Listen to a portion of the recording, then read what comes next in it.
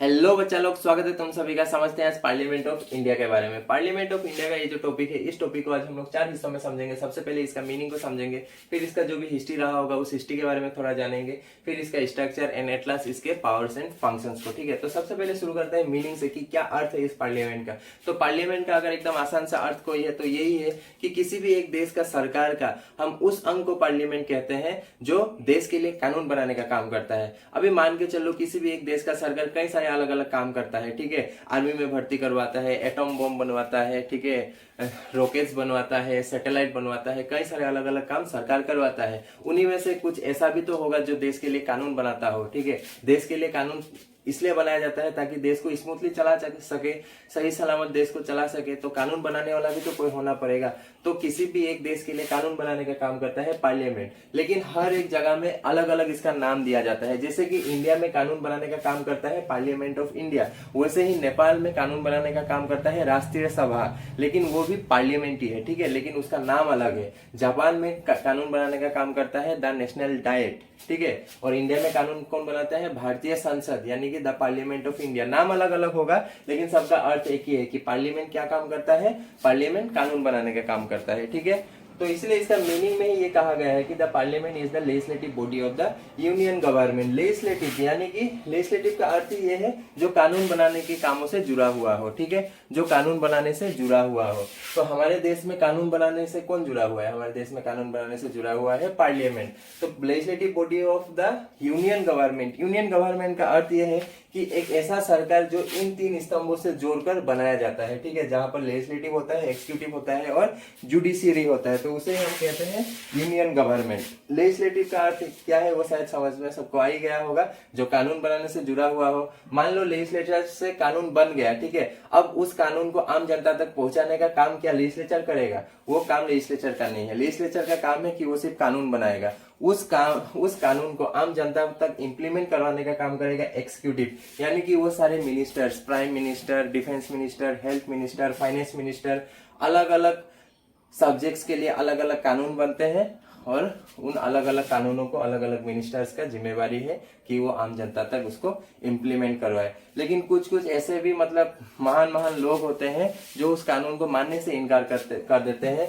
या कोई कोई उस कानून को तोड़ देता है। तो अब अगर कोई कानून तोड़ेगा तो उसको सजा देने का भी तो कोई होना पड़ेगा, तो सजा देने का काम करता है जुडिशियरी।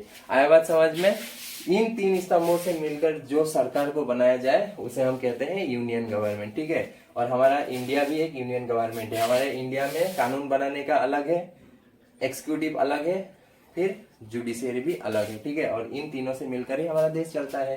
तो हमारे देश के लिए कानून कौन बनाता है? पार्लियामेंट ऑफ इंडिया, यानी कि भारतीय संसद। नेपाल के लिए कानून कौन बनाता है? पार्लियामेंट ऑफ नेपाल नहीं, नेपाल के लिए कानून बनाता है राष्ट्रीय, क्या अभी तो थोड़ी देर पहले मैंने बोला था, राष्ट्रीय सभा। ठीक है, जापान के लिए कानून कौन बनाता है? The national diet. वैसे कई अलग अलग देशों में पार्लियामेंट का अलग अलग नाम होता है। इंडिया में इसका नाम है पार्लियामेंट ऑफ इंडिया, लेकिन सबका काम क्या होता है? देश के लिए वो लोग कानून बनाएगा। तो शायद मीनिंग सबको समझ में आ गया। एट लास्ट थोड़ा एक और छोटा बात मैं बोलना चाहता हूँ यहाँ में कि हमारा देश का ये जो पार्लियामेंट है, इस पार्लियामेंट का एक बहुत भी मतलब महत्वपूर्ण रोल है। ठीक है, कानून बनाने में। वो रोल क्या है कि parliament of India is the supreme legislative body. ठीक है, भारतीय संसद जो है उसके ऊपर कानून बनाने वाला हमारे देश में और कोई है ही नहीं। पार्लियामेंट अगर कोई कानून बना दिया यानी कि वो कानून पूरे देश में लागू होगा। पार्लियामेंट के ऊपर ऐसा कोई नहीं होगा कि वो कानून को काट दे फिर वो कोई अलग से कानून बनाए। कभी सुना है कि पार्लियामेंट को एक कानून बना दिया फिर उस कानून को किसी ने मना कर दिया मानने से? पार्लियामेंट में वो कानून बन गया लेकिन वो कानून अभी लागू ही नहीं हो रहा है, कि ऐसा कोई अलग सा कुछ आ गया, भारतीय संसद के अलावा कुछ अलग आ गया। ठीक है, तो ऐसा कोई नहीं है। कानून बनाने का सबसे ऊंचे लेवल पर, सबसे ऊंचे स्तर पर इंडिया में बैठा हुआ कौन है? वो है पार्लियामेंट ऑफ इंडिया। जैसे कि पार्लियामेंट ऑफ इंडिया के नीचे भी है कानून बनाने के लिए, जैसे कि स्टेट लेजिस्लेटिव असेंबली। मान लो जैसे कि मैं आसाम का हूँ, आसाम का स्टेट के लिए अगर कुछ कानून बनना होगा तो वो कानून बनेगा आसाम लेजिस्लेटिव असेंबली में। आया बात समझ में? और अगर आसाम लेजिस्लेटिव असेंबली में कोई एक कानून बनता है वो सिर्फ आसाम में लागू होगा। ऐसा नहीं है कि आसाम लेजिस्लेटिव असेंबली का कानून जाके कल दिल्ली में भी लागू कर दिया जाए, ऐसा नहीं होता है। आया बात समझ में?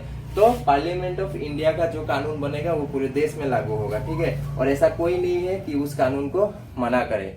तो इसलिए कहा गया है कि the parliament of India is the supreme legislative body of the country. The parliament of India is the supreme legislative body of the country. ठीक है, पार्लियामेंट ऑफ इंडिया क्या है? सुप्रीम लेजिस्लेटिव बॉडी है, यानी कि हाईएस्ट पोस्ट में है ये, इससे ऊपर कोई नहीं है कानून बनाने वाला हमारे देश के लिए। ठीक है, तो शायद मीनिंग सबको समझ में आ गया होगा। अभी समझते हैं कि इसका हिस्ट्री क्या रहा होगा। ठीक है, इसको नोट करना चाहो तो कर लो, समझते हैं अभी इसके हिस्ट्री को। तो जानते हैं अभी पार्लियामेंट का हिस्ट्री के बारे में। ठीक है, पार्लियामेंट का जो हिस्ट्री रहा होगा उसके बारे में बस थोड़ा सा इन्फॉर्मेशन मैंने यहाँ पे निकाल कर रख दिया है, उसके बारे में थोड़ा जान लेते हैं। तो सबसे पहले समझते हैं कि ये जो पार्लियामेंट शब्द है इसका सबसे पहले यूज कहाँ किया गया था। तो एक्चुअली पार्लियामेंट को सबसे पहले पार्लियामेंट बोल के यूज नहीं किया गया था, पार्लियामेंट को यूज किया गया था एज पार्लर। ठीक है, PARLER पार्लर, वो मेका बोला पार्लर नहीं, ठीक है, पार्लर। और इसका इस्तेमाल किसने किया था? सबसे पहले इसका इस्तेमाल फ्रेंच में किया गया था। ठीक है, फ्रांस में इस शब्द का इस्तेमाल सबसे पहले किया गया था और इसका अर्थ है टू टॉक। पार्लर यानी कि टू टॉक, टू टॉक बातचीत करना। पार्लर का अर्थ ही था बातचीत करना और इसका इस्तेमाल कहाँ किया गया था? सबसे पहले फ्रांस में किया गया था। और अंग्रेजों का तो ये मतलब इतिहास रहा है कि उन लोगों को चोरी करने का बहुत ज्यादा शौक है, तो इन लोगों ने इस शब्द को चोरी कर लिया और इसमें थोड़ा रेनोवेशन किया गया, फिर इसका नाम रखा अंग्रेजों ने पार्लियामेंट। ठीक है, और ये जो इन लोगों ने नाम रखा पार्लियामेंट, अब तक पूरा दुनिया पार्लियामेंट के नाम से ही इस शब्द को बदल दिया है। ठीक है, जैसे कि हम लोगों ने भी आज तक कभी भी पार्लर नहीं कहा है, आज तक हम लोग क्या कहते आ रहे हैं? पार्लियामेंट। तो अंग्रेजों ने इसका नाम रखा पार्लियामेंट, एक्चुअली में इसका नाम क्या था? पार्लर। किसने इस्तेमाल किया था सबसे पहले? फ्रांस में। फिर अभी जानते हैं कि हमारा इंडिया का जो पार्लियामेंट है, ठीक है, हमारा इंडिया का जो पार्लियामेंट है, वो पार्लियामेंट बिल्डिंग जो दिल्ली में उसको बनाया गया था, उसको बनाया किसने था या उसका डिजाइन किसने बनाया था? तो उसका डिजाइन बनाया था एडविन लुटियंस और हर्बर्ट बेकर ने। ठीक है, एडविन लुटियंस और हर्बर्ट बेकर का उस डिजाइन के हिसाब से हमारा देश का अभी का फिलहाल का जो पार्लियामेंट है उसको बनाया गया था। इन लोगों के मुताबिक, इन लोगों के डिजाइन के मुताबिक उस पार्लियामेंट को बनाया गया था। ठीक है, फिर उस पार्लियामेंट का जो आधारशिला था, अभी हमारे देश में कुछ भी एक चीज बने या ना बने, लेकिन उसका आधारशिला मतलब इनॉग्रेशन करने के लिए, उसका आधारशिला बैठाने के लिए कई सारे मिनिस्टर लाइन पे लगे हुए हैं कि कोई ये इसका आधारशिला ओपनिंग में जाएगा, इसका आधारशिला स्थापना करने के लिए जाएगा, ऐसे जाएगा वैसे जाएगा। तो उस वक्त में पार्लियामेंट जब बनने वाला था, इन लोगों ने जब डिजाइन को बना दिया था, तो पार्लियामेंट बनने से पहले उसका जो आधारशिला का स्थापना किया गया था, तो वो किया गया था प्रिंस आर्थर द्वारा। ठीक है, प्रिंस आर्थर का फरवरी 1929 में प्रिंस आर्थर द्वारा हमारा अभी का जो पार्लियामेंट बिल्डिंग है उसका आधारशिला का स्थापना किया गया था। कौन है ये प्रिंस आर्थर? ये प्रिंस आर्थर क्वीन विक्टोरिया का बेटा था और खास बात ये है कि क्वीन विक्टोरिया का ये 7वां बेटा था। He was the 7th son of queen Victoria. देखो कितना ताकतवर रहा होगा क्वीन विक्टोरिया। ठीक है, ये 7वां बेटा रहा है। ठीक है, क्वीन विक्टोरिया का ये 7वां बेटा है, जिसने क्या किया था, हमारा देश में अभी का जो पार्लियामेंट है उस पार्लियामेंट का आधारशिला का स्थापना किया था, यानी कि फाउंडेशन स्टोन इसने ही बैठाया था। कब? फरवरी 1921 में। फिर फरवरी 1921 से लेके लगभग 6 साल लग गए। ठीक है, 6 नहीं 5 साल लग गए पार्लियामेंट को बनकर रेडी होने में। तो बनकर रेडी हुआ 18 जनवरी 1927 में और इसका ओपनिंग किया गया लॉर्ड आर्विन द्वारा। लॉर्ड आर्विन इंडिया का वाइसरॉय हुआ करता था, वाइसरॉय ऑफ इंडिया था ये लॉर्ड आर्विन। तो हमारा अभी का जो पार्लियामेंट है उसका इनॉग्रेशन अंग्रेजों ने ही करके गया है। ठीक है, तो अंग्रेजों ने कब किया था उसका इनॉग्रेशन? 18 जनवरी 1927। तब से पार्लियामेंट ओपन किया गया था हमारा देश का अभी का जो पार्लियामेंट बिल्डिंग है। ठीक है, और उस बिल्डिंग को बनने में लगा था 80 लाख रुपए। इस बिल्डिंग को बनने में कितना लगा था? 80 लाख रुपए। और अभी जो हमारा नया पार्लियामेंट बनाया जा रहा है उसका कॉस्ट है 862 करोड़, 862 करोड़, 862 करोड़ है उस बिल्डिंग का खर्च। और जो अभी जो बिल्डिंग में पार्लियामेंट है, ठीक है, पार्लियामेंट का काम होता है, उसको बनाने का खर्च आया था 80 लाख रुपए। ठीक है, तो फर्क शायद तुम लोग समझ ही गए होंगे कि क्या है। वक्त का फर्क है, इन्फ्लेशन का फर्क है, महंगाई का फर्क है, बहुत सारा बात आता है यहाँ पे। तो तब था 80 लाख, अभी है 862 करोड़। तो ये है हिस्ट्री पार्लियामेंट के बारे में। पार्लियामेंट शब्द का इस्तेमाल सबसे पहले फ्रांस में किया गया था, जिसको पार्लर से उच्चारण किया गया था, फिर इसको चुराया अंग्रेजों ने, इसका नाम कर दिया पार्लियामेंट और तभी से पार्लियामेंट से ही पुकारा जाता है इसे। हमारा देश का जो पार्लियामेंट बिल्डिंग है उसका डिजाइन बनाया था एडविन लुटियंस और Harvard baker. Foundation stone Prince Arthur ने बैठाया था। खास बात क्या है, ये 7वां बेटा है। फिर उसका जो जब पार्लियामेंट बन के रेडी हुआ उसका इनॉग्रेशन किया लॉर्ड आर्विन ने। कौन था ये? वाइसरॉय ऑफ इंडिया था। कब? 18 जनवरी 1927। बनने का खर्च आया था 80 लाख रुपए। अभी जो नया पार्लियामेंट इंडिया में बन रहा है उसका खर्च है 862 करोड़। ठीक है, तो ये है हिस्ट्री। अभी इसका थोड़ा स्ट्रक्चर जो है उसके बारे में जानते हैं। स्क्रीनशॉट लेना चाहो तो ले लो चलो।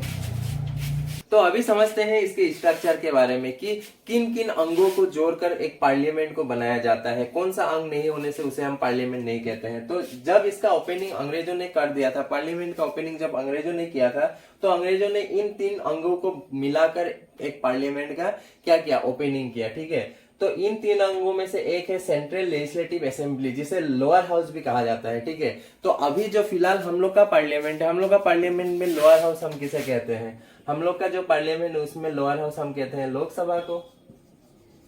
ठीक है, देखो स्टार्टिंग अंग्रेजों ने कर दिया, बस हम लोगों ने नाम चेंज किया। ठीक, फिर आता है द काउंसिल ऑफ स्टेट्स, यानी कि अपर हाउस। हमारे देश में जो पार्लियामेंट है उसका अपर हाउस क्या है? राज्यसभा।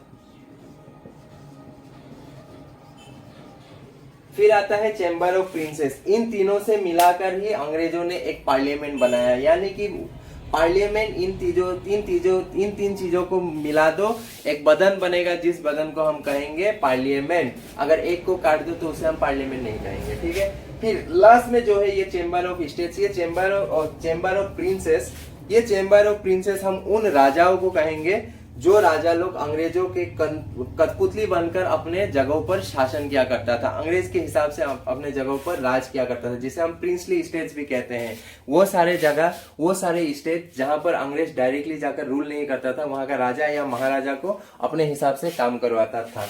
तो ये सारे चैम्बर ऑफ प्रिंसेस उन सारे प्रिंसली स्टेट्स के राजा महाराजा लोग हैं जो आकर पार्लियामेंट में बैठता था और कहता था कि बाबू साहब हमारे जगह में तो बहुत सारा तकलीफ होता, धान गेहूं नहीं खे उगत, हमरा के पैसा चाहिए, ये सब हेन तेन आकर यहाँ पे मतलब बक देता था ये लोग। ठीक है, कुछ काम का तो था नहीं, अंग्रेजों के तलवार चाट कर अपना मतलब जगह लोगों पर शासन किया करता था। तो ये सारे थे कौन? उन सारे प्रिंसली स्टेट्स के राजा और महाराजा, और इन तीनों से मिलकर ही बनाया गया था पार्लियामेंट को, जो क्या करता था? पूरे देश के लिए कानून बनाता था। ठीक है, और अभी फिलहाल में इंडिया में इसको चेंज कर दिया गया और इंडिया में चैम्बर ऑफ प्रिंसेस के जगह में ला दिया गया प्रेसिडेंट। ठीक है, इंडिया में क्या ला दिया गया? प्रेसिडेंट। तो अभी इंडिया का जो पार्लियामेंट है उसका स्ट्रक्चर कैसा है कि लोकसभा को राज्यसभा से जोड़ो और राज्यसभा को प्रेसिडेंट से जोड़ो, इन तीनों को मिला दो तो वो बन जाएगा पार्लियामेंट। यानी कि यही वो 3 है जो हमारे पूरे देश के लिए कानून बनाता है। ठीक है, इन तीनों में से अगर किसी एक का मत वहां में नहीं रखा जाता है तो उसको कानून नहीं माना जाएगा।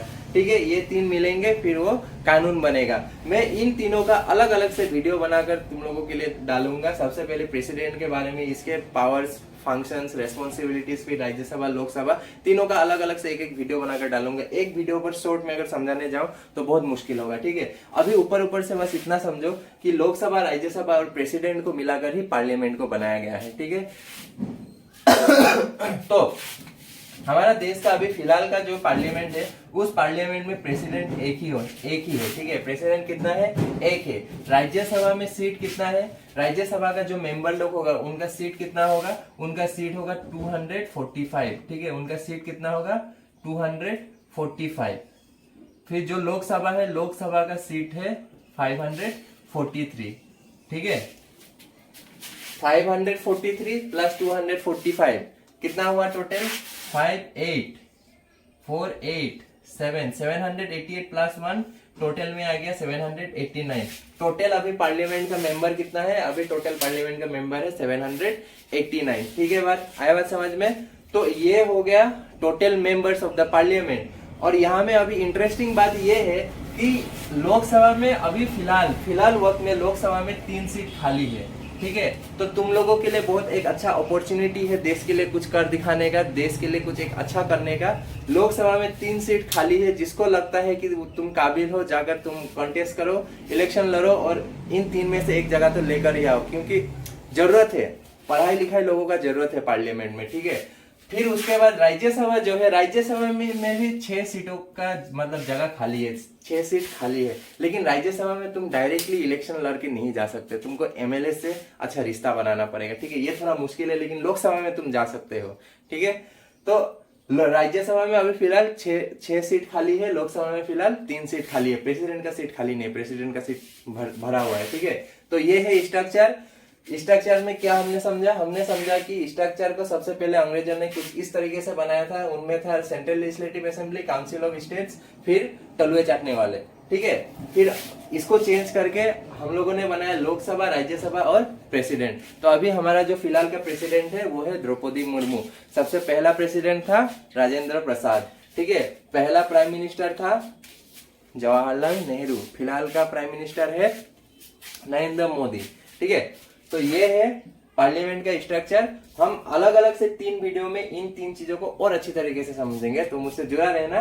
आज के लिए स्ट्रक्चर को यहीं तक छोड़ते हैं, अभी समझते हैं पार्लियामेंट का पावर्स एंड फंक्शंस को, ठीक है। तो अभी समझते हैं powers and functions of the parliament of India, कि पार्लियामेंट ऑफ इंडिया के पास क्या क्या पावर्स है या क्या क्या फंक्शंस है इसके, कि ये क्या क्या काम कर सकता है पार्लियामेंट ऑफ इंडिया।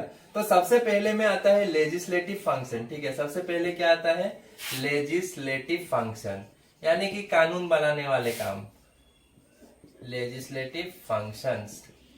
पार्लियामेंट का मेन काम ही तो ये है कि ये कानून बनाएगा। तो लेजिस्लेटिव फंक्शन क्या कहता है, पार्लियामेंट किस किस के लिए कानून बना सकता है, उसको सबसे पहले समझते हैं। तो पार्लियामेंट कानून उन सारे विषयों के लिए बना सकता है जो यूनियन लिस्ट के अंदर आता हो। अब एक नया सा चीज आ गया, यूनियन लिस्ट। क्या आ गया, यूनियन लिस्ट, ठीक है। यूनियन लिस्ट में जितने भी सब्जेक्ट्स थे, जितने भी टॉपिक्स है, कहा में, यूनियन लिस्ट में। यूनियन लिस्ट मतलब क्या, यूनियन लिस्ट मतलब ऐसे ऐसे चीजों का एक लिस्ट है जो यहाँ पर नंबरिंग के हिसाब से दिया गया है, जैसे कि आर्मी, ठीक है, जैसे कि डिफेंस, जैसे कि रेलवेज, जैसे कि एटॉमिक पावर,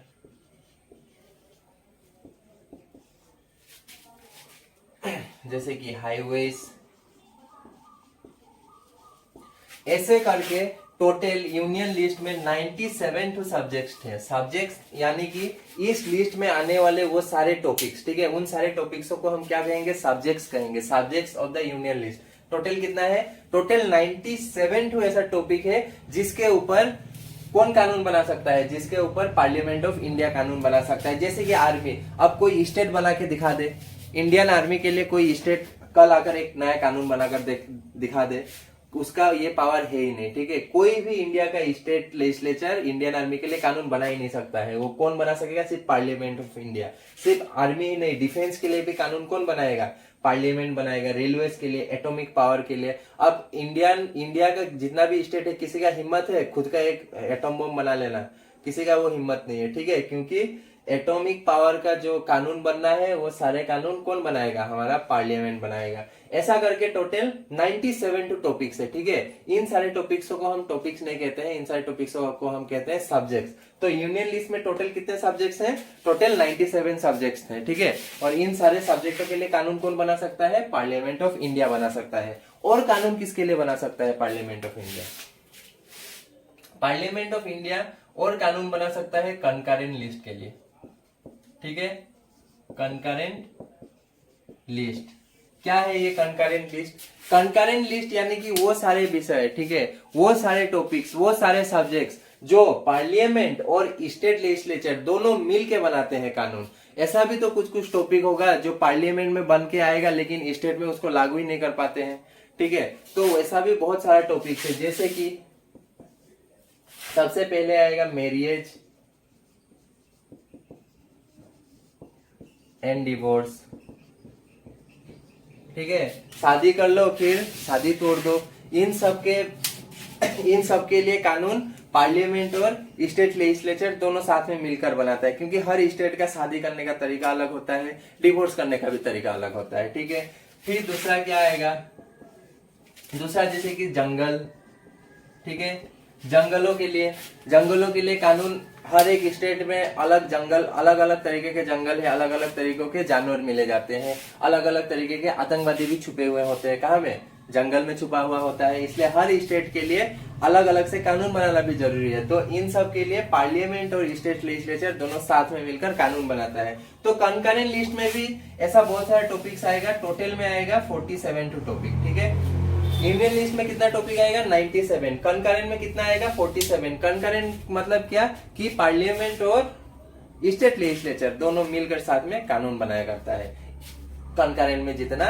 नाम आएगा। ठीक है, और एक आता है स्टेट लिस्ट। क्या आता है स्टेट लिस्ट, यानी कि वो सारे टॉपिक्स, वो सारे सब्जेक्ट्स जिनके लिए कानून पार्लियामेंट नहीं बनाता है, उनके लिए कानून कौन बनाता है, उनके लिए कानून स्टेट बनाता है। अब बताओ, हर एक स्टेट में पार्लियामेंट जा जाके उनके लिए अलग अलग कानून बनाएगा क्या, सिवाय दिल्ली पुलिस के। ठीक है, सिवाय दिल्ली पुलिस के बाकी सारे स्टेट्स में जितने भी पुलिस फोर्स है, ठीक है, हर एक स्टेट का पुलिस फोर्स के लिए वो स्टेट ही कानून बनाता है। जैसे कि मेरे आसाम में आसाम पुलिस के लिए कानून आसाम लेजिस्लेटिव असेंबली बनाता है, लेकिन दिल्ली पुलिस के लिए कानून इंडियन पार्लियामेंट बनाता है, और बाकी सारे स्टेट के लिए कानून कौन बनाता है, वही स्टेट का लेजिस्लेटिव असेंबली बनाता है।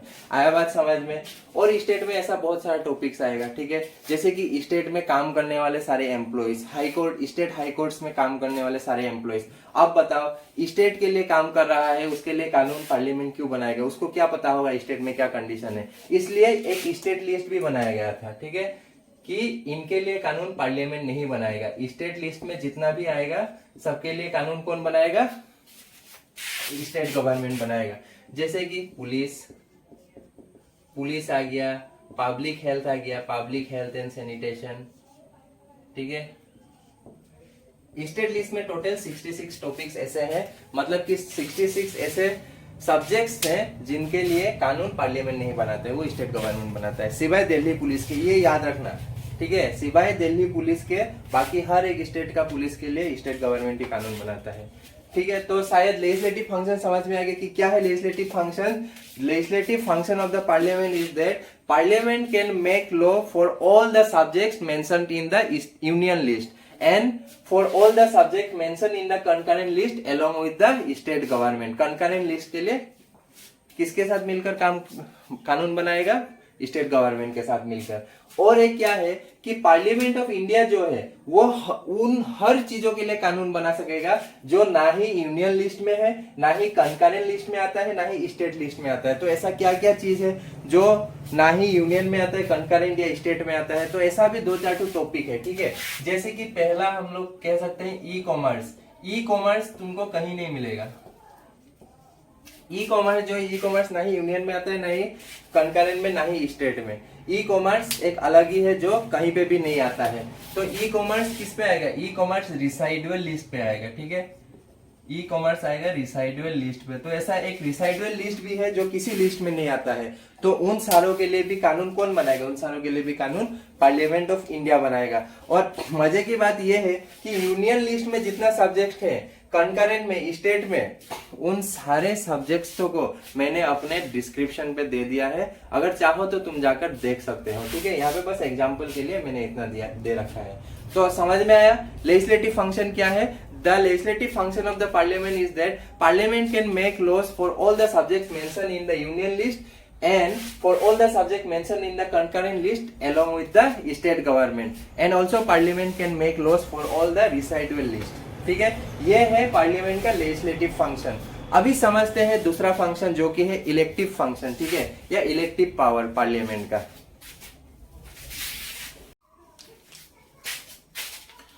तो जैसे कि हम लोगों ने देखा कि पार्लियामेंट का जो लेजिस्लेटिव फंक्शन है उसमें वो क्या क्या कर सकता है और क्या क्या नहीं कर सकता है। तो सिर्फ पार्लियामेंट कानून ही नहीं बनाता, कानून बनाने के अलावा पार्लियामेंट के और बहुत सारे काम भी हुआ करते हैं। ठीक है, जैसे कि दूसरा पॉइंट होता है हम लोग का electoral function of the parliament. क्या है इलेक्टोरल फंक्शन। पार्लियामेंट क्या करता है कि पार्लियामेंट इलेक्ट करता है, ठीक है। पार्लियामेंट के अंदर में भी इलेक्शंस होता है और पार्लियामेंट क्या करता है, पार्लियामेंट इलेक्ट करता है किसको, पार्लियामेंट हमारे देश का जो प्रेसिडेंट है उस प्रेसिडेंट को इलेक्ट करता है, ठीक है। कौन करता है, हमारे देश के प्रेसिडेंट को इलेक्ट कौन करता है, पार्लियामेंट करता है। पार्लियामेंट हमारे देश के प्रेसिडेंट को इलेक्ट करता है, ठीक है। फिर और किसको इलेक्ट करता है, पार्लियामेंट हमारे देश का जो वाइस प्रेसिडेंट है उसको भी इलेक्ट करता है। प्रेसिडेंट और वाइस प्रेसिडेंट को कौन बनाता है हमारे देश में, प्रेसिडेंट और वाइस प्रेसिडेंट को हमारे देश में पार्लियामेंट बनाता है, ठीक है। आए बात समझ में। तो ये होता है पार्लियामेंट का इलेक्टोरल फंक्शन। अगर पार्लियामेंट के अंगों को देखा जाए, ठीक है, अगर पार्लियामेंट के अंगों को देखा जाए तो पार्लियामेंट का जो लोकसभा है, ठीक है, पार्लियामेंट का जो लोकसभा है, लोकसभा का जो स्पीकर है, लोकसभा का जो स्पीकर और डिप्यूटी स्पीकर है, तो उसका भी चुनाव होता है लोकसभा में। लोकसभा किसको इलेक्ट करता है, लोकसभा अपना स्पीकर को इलेक्ट करता है, ठीक है, और डिप्यूटी स्पीकर।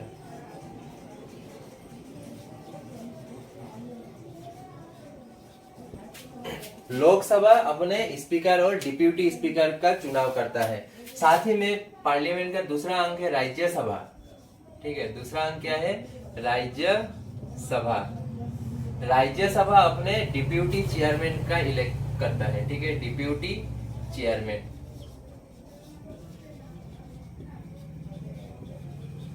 आप देखो, लोकसभा जो है वो स्पीकर डिप्यूटी स्पीकर दोनों को करता है, लेकिन राज्यसभा सिर्फ डिप्यूटी चेयरमैन को क्यों करता है? अरे बाबू लोग, क्योंकि राज्यसभा का जो चेयरमैन होता है वो वाइस प्रेसिडेंट ही होता है, ठीक है। राज्यसभा का चेयरमैन वाइस प्रेसिडेंट ही होता है और वाइस प्रेसिडेंट को पूरा पार्लियामेंट मिलकर वाइस प्रेसिडेंट का चुनाव करता है। आया बात समझ में? तो ये है electoral function of the parliament. Parliament दो लोगों का इलेक्शन करवाता है और फिर उनको इलेक्ट करवाता है। सबसे पहले हमारे देश का जो प्रेसिडेंट है उनको, फिर वाइस प्रेसिडेंट। फिर अगर अंगों का बात किया जाए पार्लियामेंट का जो पार्ट्स है उनका, तो पार्लियामेंट में जो लोकसभा है, लोकसभा अपने स्पीकर को और अपने डिप्यूटी स्पीकर, और राज्यसभा अपने डिप्यूटी चेयरमैन। चेयरमैन को क्यों नहीं? क्योंकि राज्यसभा का चेयरमैन वाइस प्रेसिडेंट ही होता है, ठीक है। तो ये है पार्लियामेंट का इलेक्टोरल फंक्शन, ठीक है। पार्लियामेंट का इलेक्टोरल फंक्शन है ये। अभी समझते हैं पार्लियामेंट का फाइनेंशियल फंक्शन, यानी कि पैसों के मामले में, पैसों के मामले में पार्लियामेंट क्या क्या करता है। हमारा देश का जो पैसा है, जो मेरा और तुम्हारा पैसा है, उन पैसों को लेकर पार्लियामेंट क्या करता है, ठीक है। पार्लियामेंट तो एक हेड ऑफिस हुआ ना हमारे देश का, जो देश के लिए कानून बनाता है, तो वो पैसों के लिए भी तो कुछ करना ही पड़ेगा उसको। तो अभी उसको समझते हैं, ठीक है। शायद इलेक्टोरल फंक्शन समझ में आ गया, स्क्रीनशॉट लेना चाहो तो ले लो। तीसरा फंक्शन क्या है पार्लियामेंट का? तीसरा फंक्शन बच्चा लोग, पार्लियामेंट का तीसरा फंक्शन है फाइनेंशियल फंक्शन, ठीक है।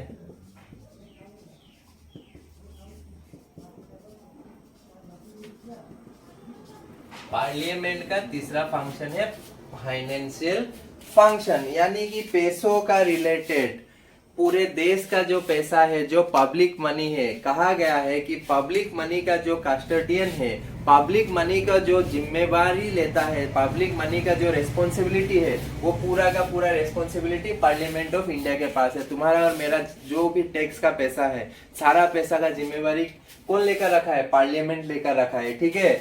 ये मत समझना कि हमारा और तुम्हारा पैसा मोदी जी लेकर भाग जाएगा कहीं पे। सारा पैसा का जिम्मेवारी किसके ऊपर है? पार्लियामेंट के ऊपर। कल को मोदी जी चाहेगा तो कोई भी पैसा को कहीं से भी उठाकर कहीं पे नहीं लगा सकता। सबसे पहले पार्लियामेंट से वो ऑर्डर आना पड़ेगा, ठीक है। पार्लियामेंट क्या है?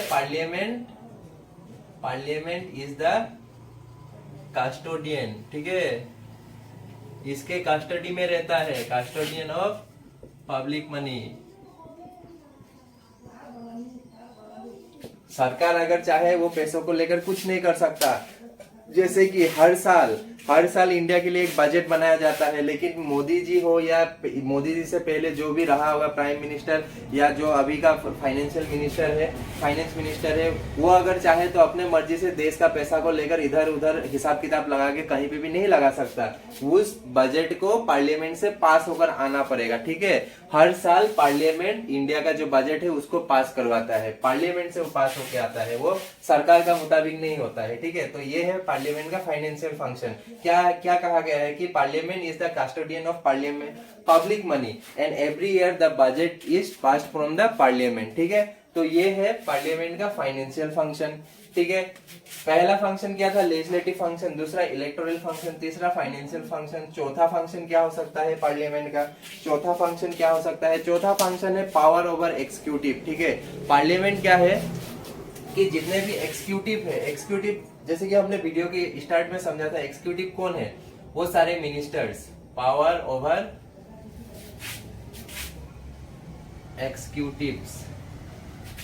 ठीक है, पावर ओवर एक्सिक्यूटिव्स। तो देखो पावर ओवर एक्सिक्यूटिव का मतलब ये है कि हमारा पार्लियामेंट जो है, इंडियन पार्लियामेंट जो है, वो इंडियन पार्लियामेंट जब भी चाहे, अगर इंडियन पार्लियामेंट को ऐसा एहसास हुआ कि ये जो मिनिस्टर लोग है, एक्सिक्यूटिव यानी कि कौन, वो सारे मिनिस्टर्स, ठीक है, अगर मिनिस्टर लोग भले वो प्राइम मिनिस्टर ही क्यों ना हो, अगर ये लोग कुछ गड़बड़ी कर रहा है तो इनको सवाल जवाब के लिए वो बुला सकता है और इनको जवाब देना ही पड़ेगा उन सारे सवालों का। ठीक है, सवाल जवाब ये लोग कभी कभी क्वेश्चन आवर लगा देगा। ठीक है, एक होता है क्वेश्चन आवर, फिर एक होता है 0 आवर, और इनको आना ही पड़ेगा। जैसे कि मान लो नितिन गडकरी जी को जिम्मेवारी दिया गया है कि वो पूरा नेशनल हाईवेज का जिम्मेवारी है। इंडिया में जितना भी नेशनल हाईवेज है सबका जिम्मेवारी किसके किसके कंधों पर है, नितिन गडकरी जी के कंधों पर है। मान लो एक दिन नितिन गडकरी जी से कुछ गलती हो गया, कुछ खराबी आ गया रास्ते में, तो उनको सवाल जवाब करने का पावर किसके पास है, पार्लियामेंट ऑफ इंडिया के पास है। पार्लियामेंट ऑफ इंडिया ने इनडायरेक्टली एमपीस लोग, जितने भी मतलब मेंबर ऑफ पार्लियामेंट है, खासकर ओपोजिशन लोग, ये सब सवाल किया करते हैं। और अगर पार्लियामेंट में ये सवाल करने का अर्जी दे दिया जाता है तो इनको जाकर जवाब देना ही पड़ेगा। जैसे कि अश्विनी वैष्णव जी जो रेलवे को संभालने का जिम्मेवारी लेके रखा है, रेलवे मिनिस्टर, अगर मान लो कल को जो जितने भी वंदे भारत एक्सप्रेस है उनको बंद करना पड़ा, तो इनसे सवाल तो जरूर पूछेगा कि जो आपने निकाला था वंदे भारत एक्सप्रेस इतने सारे, इनको क्यों बंद करना पड़ रहा है। तो इन सारी चीजों का जवाब इन लोगों को देना पड़ेगा और इनसे सवाल पूछने का हक किसको है, पार्लियामेंट को है। इसलिए कहा गया है कि parliament has the power over executive. सारे मिनिस्टर के ऊपर कौन है, पार्लियामेंट है, मिनिस्टर्स नहीं है। ठीक है, इसलिए डरना मत। जैसे कि पहले मैंने कहा था लोकसभा में 3 सीट खाली है, जाके तुम भी फॉर्म फिलअप कर दो और जाके बैठ जाओ, इनसे भी तुम सवाल कर सकते हो। आप किसी के भी चाचा विधायक हो, मिनिस्टर हो, डरने का कोई बात नहीं, क्योंकि 3 सीट खाली है। ठीक है, तो ये है चौथा फंक्शन, क्या है कि पार्लियामेंट के पास एक्सिक्यूटिव से ज्यादा पावर है, पार्लियामेंट एक्सिक्यूटिव सबसे सवाल जवाब कर सकता है। एक होता है क्वेश्चन आवर, एक होता है 0 आवर। ठीक है, फिर दूसरा क्या है, मतलब अगला क्या है, अगला है कि the parliament can make amendments. ठीक है, पार्लियामेंट कैन मेक अमेंडमेंट्स या अमेंडिंग फंक्शन।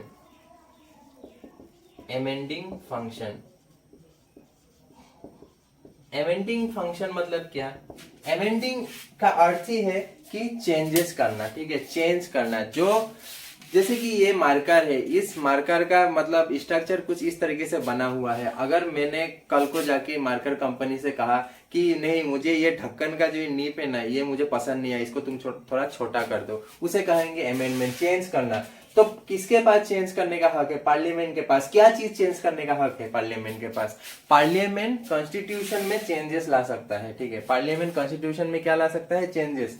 किन चीजों को चेंजेस कर सकता है पार्लियामेंट, उन सारे आर्टिकल्स को, सारे पार्ट्स को। ठीक है, कॉन्स्टिट्यूशन का जो पार्ट्स है या आर्टिकल्स है, आर्टिकल्स में चेंजेस ला सकता है, लेकिन आर्टिकल सबको उठाकर नहीं फेंक सकता है पार्लियामेंट। ठीक है, कि ये आर्टिकल मुझे पसंद नहीं आ रहा है, मैं इसको उठाकर फेंक देता हूं, ऐसा नहीं कर सकता है पार्लियामेंट। पार्लियामेंट बस क्या कर सकता है कि हमारा जो कॉन्स्टिट्यूशन है उस कॉन्स्टिट्यूशन में कुछ चेंजेस ला सकता है, और ऐसा मतलब वक्त के साथ साथ कुछ कानून बदलना पड़ता है कि नहीं। तो इसके लिए पार्लियामेंट को ये पावर दे रखा है कि पार्लियामेंट वक्त के साथ जो कानून फिट रहे वैसा कर सकने के लिए, ठीक है, वैसा कर सकता है। कौन, पार्लियामेंट कर सकता है। पार्लियामेंट क्या कर सकता है, कॉन्स्टिट्यूशन में चेंजेस ला सकता है। इसलिए पार्लियामेंट को कहा जाता है कि parliament can amend the constitution और parliament can make changes in the constitution without breaking the basic structure of the constitution. क्या लिखा मैंने मैंने लिखा कि हमारा जो पार्लियामेंट है वो कॉन्स्टिट्यूशन में चेंजेस ला सकता है, लेकिन चेंजेस लाने का मतलब ये नहीं कि तुम किसी भी एक आर्टिकल या पार्ट को उठा के बाहर निकाल कर फेंक दोगे, ठीक है। तो यही लिखा है कि the parliament can make changes the constitution without breaking the basic structure of the constitution. तो ये है पांचवा फंक्शन पार्लियामेंट का, ठीक है। पहला क्या था, लेजिस्लेटिव, दूसरा इलेक्टोरल, तीसरा फाइनेंशियल फंक्शन, चौथा पावर ओवर एग्जीक्यूटिव, पांचवा एमेंडिंग फंक्शन।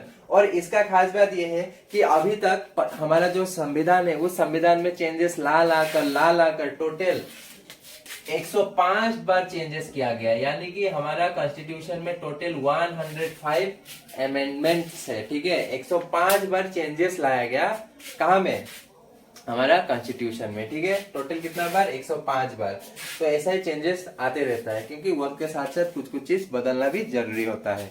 तो आगे समझते हैं इसका आखिरी फंक्शन, ठीक है। समझते हैं हमारा पार्लियामेंट का आखिरी फंक्शन। इसे एक्चुअली में फंक्शन नहीं कहेंगे, इसे कहेंगे पावर। और ये एक बहुत ही खतरनाक पावर है पार्लियामेंट के पास। क्या पावर है कि पार्लियामेंट अगर चाहे तो प्रेसिडेंट जो है उसको अपने कुर्सी से हटा सकता है, ठीक है। हमारा देश का जो प्रेसिडेंट है ना, इन्हीं को इनके नौकरी से टाटा बाय बाय करवा सकता है। कौन, पार्लियामेंट। पार्लियामेंट के पास इतना एक ये खतरनाक पावर है। और दूसरा पावर क्या है कि जितना जज लोग है हाई कोर्ट और सुप्रीम कोर्ट का, उनको भी उनके कुर्सी से हटा सकता है। कौन, पार्लियामेंट। जजेस of high and supreme court. Supreme court हो हाई कोर्ट हो मतलब नहीं है। अगर पार्लियामेंट ने कह दिया कि तुम्हारा कोई दरकार नहीं है न्याय करने के लिए, तुम हटो, ठीक है, हम नया जज लाकर बैठाएंगे, उससे हम न्याय करवाएंगे। तो ये दो पावर है किसके पास, पार्लियामेंट के पास। और एक्चुअली ये पावर होना चाहिए, ठीक है, क्योंकि इंडिया का जो पार्लियामेंट है उसको जनता का मंदिर माना जाता है। और मंदिर हमेशा एक सही न्याय का काम ही करना चाहिए। एक मंदिर को अगर न्याय का रखवाला लोग ही कुछ गलत कर देगा तो उनको भी तो सवाल करने का, उनको भी तो मतलब कुछ सुनाने का किसी का पास पावर होना चाहिए। तो ये पार्लियामेंट के पास है। पावर क्या है कि इनको सीधा हटा ही देने का पावर है, ठीक है। पार्लियामेंट किसको हटा सकता है, प्रेसिडेंट को। पार्लियामेंट किसको अपनी जगह से हटा सकता है, जज सबको, जो जो हाई कोर्ट और सुप्रीम कोर्ट में एज ए जज काम करते हैं। तो कैसे हटा सकता है पार्लियामेंट प्रेसिडेंट को, ठीक है।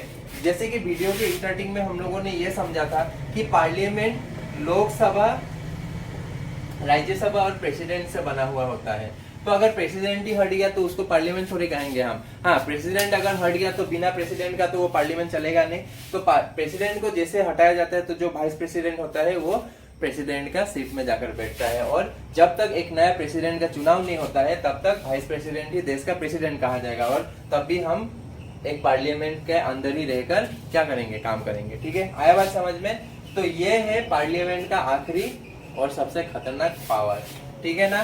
तो प्रेसिडेंट को कैसे हटा सकता है, प्रेसिडेंट पे महाभियोग लगा सकता है लोकसभा और राज्यसभा मिलकर, ठीक है। उसको हम इंग्लिश में कहते हैं इम्पीचमेंट। इम्पीचमेंट यानी कि महाभियोग। कैसे महाभियोग लगा सकता है कि प्रेसिडेंट ने जो कॉन्स्टिट्यूशन का जो लक्ष्मण रेखा था उस लक्ष्मण रेखा को प्रेसिडेंट ने लांघ दिया है, इसलिए हम प्रेसिडेंट पे लगाते हैं इम्पीचमेंट, यानी कि violation of constitution, we are doing impeachment in the president. और प्रेसिडेंट को उसकी कुर्सी से हटना पड़ेगा, ठीक है। तो आज के वीडियो के लिए बस इतना ही। मिलते हैं फिर अगले वीडियो पर। अगले वीडियो पर हम समझेंगे कि हमारा इंडिया का जो प्रेसिडेंट है उस प्रेसिडेंट का रोल क्या है, उसका चुनाव कैसे होता है, उसका फंक्शन क्या है, रेस्पॉन्सिबिलिटी क्या है, पावर्स क्या है, ठीक है। तो आज के लिए इतना ही। मिलते हैं अगले वीडियो पे। Thank you.